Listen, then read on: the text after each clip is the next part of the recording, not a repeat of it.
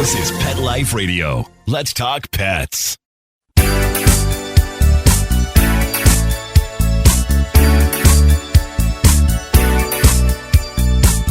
Hello! You're listening to Animal Party on Pet Life Radio, which means you're listening to me, Deb Wolfe, and I am coming to you from the rainy rainforest. That's right, we do have one of those in North America, and I live in it, and so do you if you live in Seattle or maybe Portland, or parts of Washington, even parts of Oregon. And I live in BC where Camp Good Dog is, and right now we do have a little bit of rain, but it cleared up briefly. So from the studio where I make the radio shows, I can see the puppy yard. And it happens to be spring break today. So the rain stopped. It's spring break. We have puppies. We have loads of doggy guests. And most of the doggy guests have kids at home who are now on vacation. So they're kid-friendly dogs. And we have staff who bring their kids. So this is one of those Kodak moment days where we have kids playing with guest dogs, kids playing with resident dogs, kids playing with foster dogs, and we need a drum roll for this, kids playing with puppies who are now almost 5 weeks old, 9 golden doodle puppies. So it's going to be an adorable day here at Camp Good Dog. And if you want to see what that looks like, you can go to Camp Good Dog on Facebook, or I have been posting videos of the puppies every day since they were about an hour old until yesterday. So you could go back and watch them at a day old, and then 2 days old, and then 3 days old, and so on and so on. You could see them open their eyes at about day 14, I think it was. They were a little late. And then you can see them start to crawl, and then you can see them start to wrestle, and then the first bark is there, and they're wrestling and they're tumbling, but they're very clumsy and cute right now and slow and waddly and just really fun to watch. So check out Deb Wolfe, Pet Expert, on YouTube. And we'll put some links in the show description in case you're looking for it. You don't know where to go. But I post lots of videos there, dog training, cat training. And if you send me a comment or a request, I will make a video. If you say, I'd like to see you teach a cat to do whatever, I will do it and I will film it. Or I'd like to see you get a barking dog to be quiet. I can do that. I can do all of it. It's actually really easy to train animals. Once you set up the relationship, the connection, the idea in the animal's head that you want something from it, and if it does that thing, a very simple, easy thing for it, it will get a reward. Once the animal understands that, you're done. Everything is possible. When the cat knows you've got the treat they want to eat, and it has to do whatever little silly thing you asked of it first, it'll just do it. It'll shake paw, it'll sit down, it'll twirl around your legs, it'll climb up, it'll do whatever you ask to get that little treat.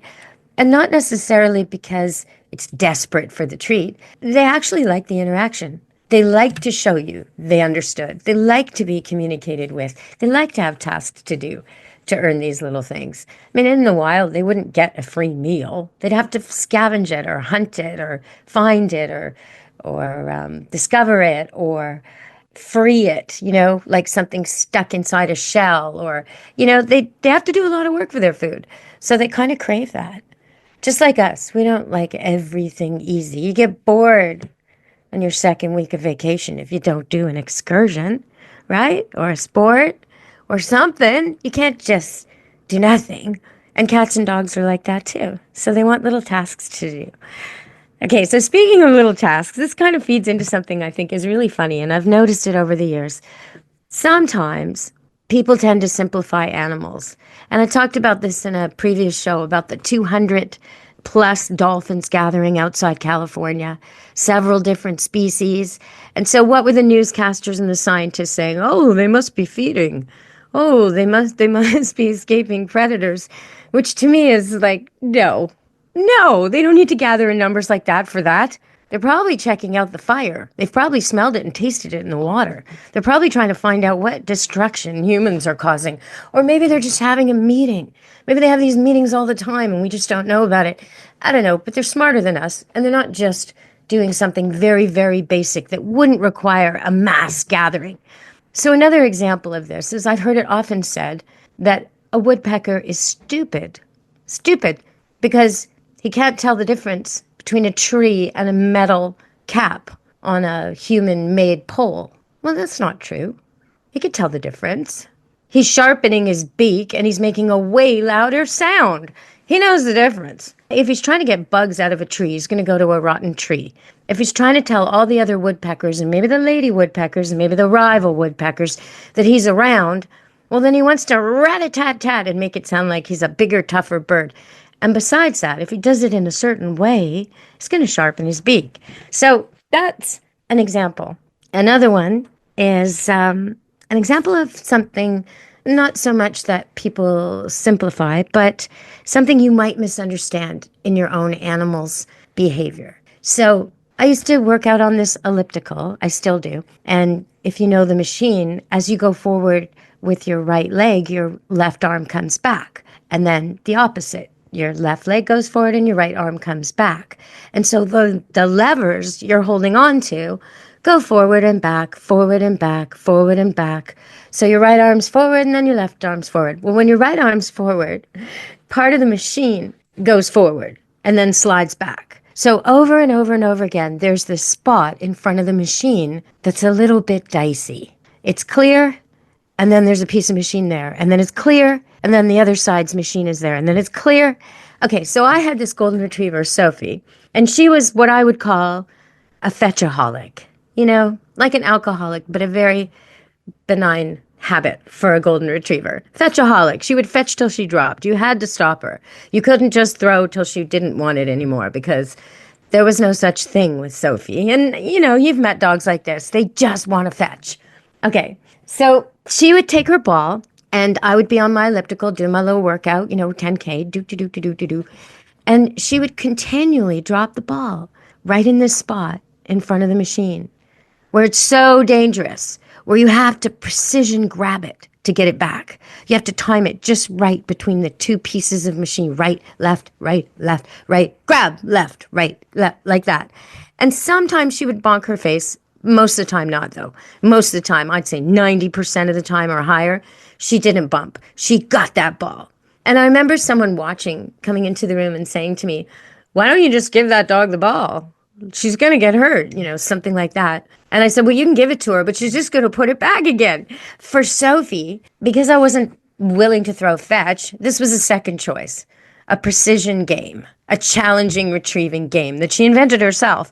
It wasn't an accident that the ball was constantly placed in the most difficult place in the room to retrieve it from. And not only that, but a place where I would see it. I would see this skilled demonstration of retriever ability, because in the golden retriever, they want the hunter to say, "Good job, thank you for the duck." That's what they want. So she set up this whole thing to be very difficult and observed by me. And so you might have something going on like that in your house. Maybe think about it and see if you can find something that you think your dog is doing because he's clueless or stupid, but actually, that dog wasn't stupid. She didn't place the ball in the dumbest place in the house. No, she made the most challenging solo game there was going at the time. All right, we're going to go to break and come back. Stay tuned on Animal Party, Pet Life Radio. You know the expression, cats have 9 lives. Well, what if you can give them one more? The Give Them 10 movement is on a mission to help give cats an extra life. How?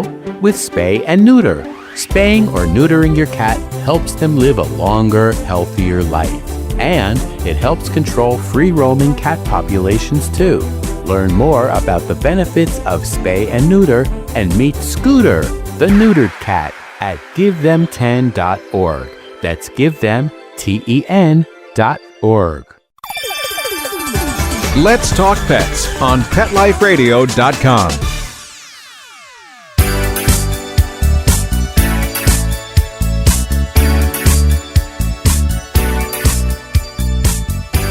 Hello!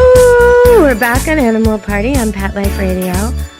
And I know we think a lot right now about Ukraine and not going to talk politics, but I am going to give a salute to a Jack Russell dog who's working right now in mine sniffing.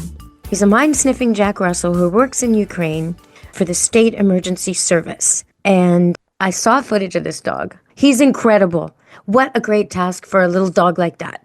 Easy to carry, easy to put in places, easy to feed and house and care for. Small, so easy to get out of the way of fire and danger. And also a tunneling dog. Perfect. A sniffing, tunneling dog. A dog bred for years to find rats. The world record holder a couple hundred years ago in Ireland was a Jack Russell who killed 85.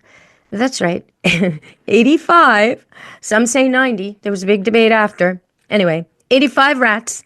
They would lock the dogs into a shed with a bunch of rats and leave them in there for a certain amount of time and let them out again. And it was a contest. And this dog killed 85 rats. He was the record holder. So intense, bursts of energy, able to track, able to hunt down, able to burrow, able to dig, able to sniff out rodents. These are the kind of skills you want in a mine-sniffing dog. So that's just great. His name is Eskimo, which is kind of a strange name for a Jack Russell. But I just want to give a shout out to the mine-sniffing dogs all over the world and their trainers that are doing such a good job, because you're not only keeping people safe in war-torn areas at the time of war, but like Lady Di used to try to shed light on, you're making the world safe forever after, because those mines stay in the ground and nobody knows where they are. And animals, wildlife, pets, children, people can all be harmed by them for generations to come, if not forever, until they're exploded or found. So this dog is doing a tremendous service. So well done, Eskimo. Your name may not be politically correct, but you are a good dog, my friend. All right, so I want to ask for some feedback here. I've had a few people asking me about collars, and I mentioned it a while back on the show, and that I asked for feedback, and instead of feedback, I got more questions. What I want to know is, have you used a collar that is designed to let your dog in and out of a pet door so that nobody else can go in? No raccoons, no neighbor cats, right? Only the pets wearing the collar. If you've used one of those and you found it helpful, please let me know. I want to know. I want a review of it. I want to know. Okay, so that was one question we had from a listener. And then we had another question about, because I got on the topic of collars and how I don't like shock collars and how I don't think that in almost all situations there's some other substitute. So people were asking me, well, what are the substitutes? Okay, so there's a noise one, there's a vibration one, and there's a citron spray one. These are the three main choices if you don't want to cause pain to your dog, cause adrenaline in your dog, cause a fight-flight reaction in your dog that's instinctive, and then try and counter that with pain. If you don't want to do all that and change the nature of your animal, and you don't have to, then these collars might be the solution. If you use them properly, if you use them with training, you don't just slap it on your dog. So, okay. So if you've used a lemon spray collar, citron spray collar, or you've used a vibration collar, or you've used one of the ones that has a beep, and sometimes they have all three or two. Some of the collars have 2 and 1. So you start with the maximum, which is he gets a spray in the face every time he barks, and it vibrates and it beeps. And after the dog is trained not to bark at the next door neighbor who lives there, or the raccoon up a tree down the street, or whatever it is that he won't shut up about, and you've tried training and you're out there teaching him quiet.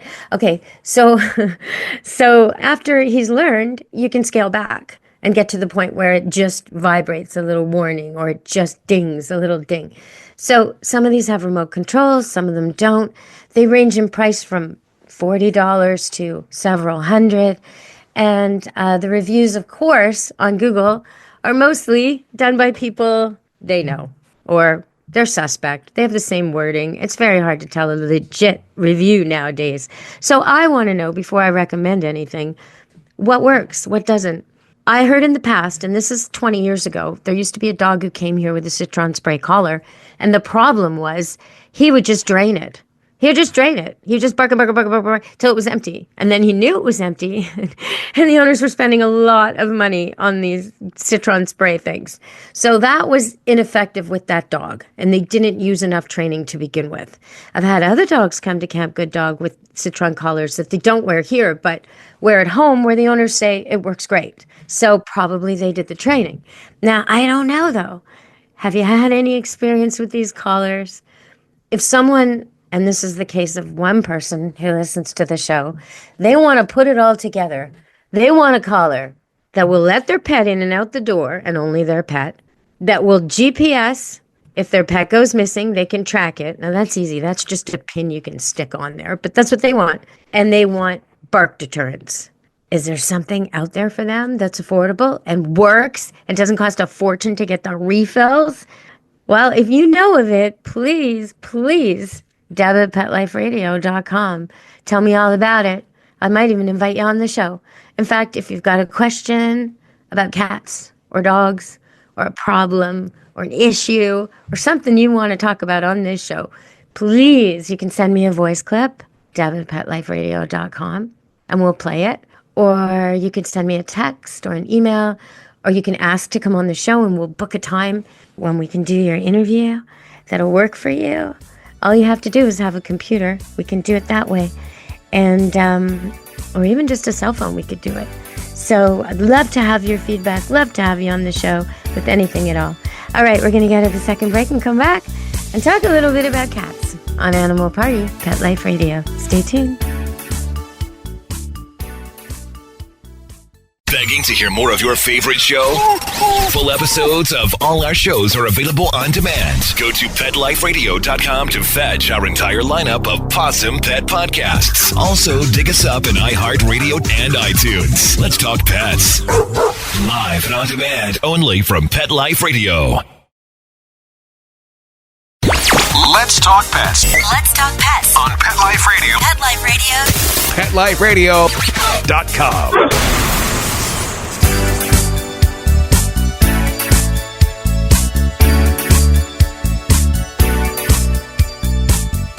Hello!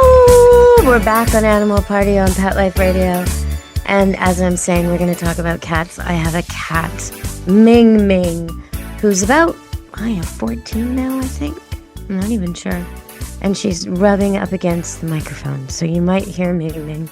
She's got her tail arcing, and the end of it keeps gently touching me, which is a sign of cat friendship. If you look at two cats greeting each other who like each other, they let their tails just gently touch. And sometimes they'll curl their tail, most of the time, gentle curl at the very end, and it's almost like they hook, almost like two people locking fingers. It's so cute. And sometimes when they do it, the tip touches and it actually makes a heart. Yeah. Well, anyway, that's what Ming Ming's doing to me. And she's standing on my notes where I want to read something. So here we go. I'm going to try and read the taming process. This is what you need to know about feral kittens. Have you ever wondered how they get those cats that are like you need hockey gloves to handle? They basically think of every human as a predator, and they hiss, and they've never been socialized at all. Well, this is how we do it in trap, neuter, and rescue. We start, first step, initial containment in a cage. You have to do that. Now, some people adopt a rescue cat that's shy and they let it go in a big house and they don't see it again. And it's forever known as the shy cat, or where's the cat, or I don't know if I still have a cat, or the aloof cat. Well, that's just because you didn't let it get used to you in the beginning. And then it learned that avoiding you was the way to survive. So instead, containment in a cage is number one. And then you do periodic, so every so often, but regular. So you don't skip 5 days and then go try and touch it. Every so often, a few times a day at least, brief, and I mean brief, couple minutes max, set a timer. If you're in there more than 5 minutes, it's too much. Brief handling with a protective blanket or towel, and you may need helpers. And you don't want to be doing this unprotected. So this isn't the thing you do in a bathing suit or shorts and a t-shirt, no matter how hot it is. You need thick pants, thick socks, because if the cat gets scared and it clings and puts those claws out, you want to be protected. So thick, heavy blanket or towel, and you're just teaching it that human touch is okay. that it's safe with you. A few minutes and back in the cage. Okay. Number 3, once your cat has passed those 2 stages and it actually likes it when you take it out and you're cuddling it and it wants the brief handling, it wants more, and it doesn't stiffen up and it's not clawing at you and it's not getting aggressive anymore, and it's like, oh, take me out, and you pick it up and you put it in for your periodic cuddling and it's all for it. Okay, now you're ready for containment in a small room. That's stage 3. So you put it in a small room with the litter box and the food and the water and maybe a cat bed, but not too many other things, and certainly no other animals. And you come in and you keep up the brief handling, you keep up the affection, you don't leave the food, you make sure you're there when you're putting the food out so the cat comes over for attention for food. Okay, now you're ready for stage 4.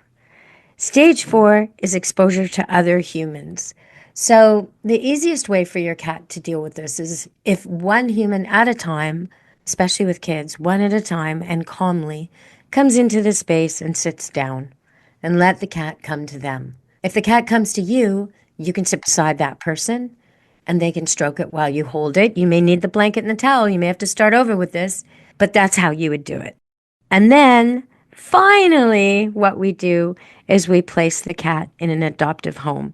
And that's usually once the kitten can handle new people coming into the room and petting it, can be passed back and forth, isn't trying to hide, isn't clawing at us anymore, comes to its name, or kitten, or something like that, and is using the litter box, eating and drinking normally. Now it's ready to go. Why don't we wait longer? Because we want it to really, really bond with the new environment, the new people, to know its new place as much as possible.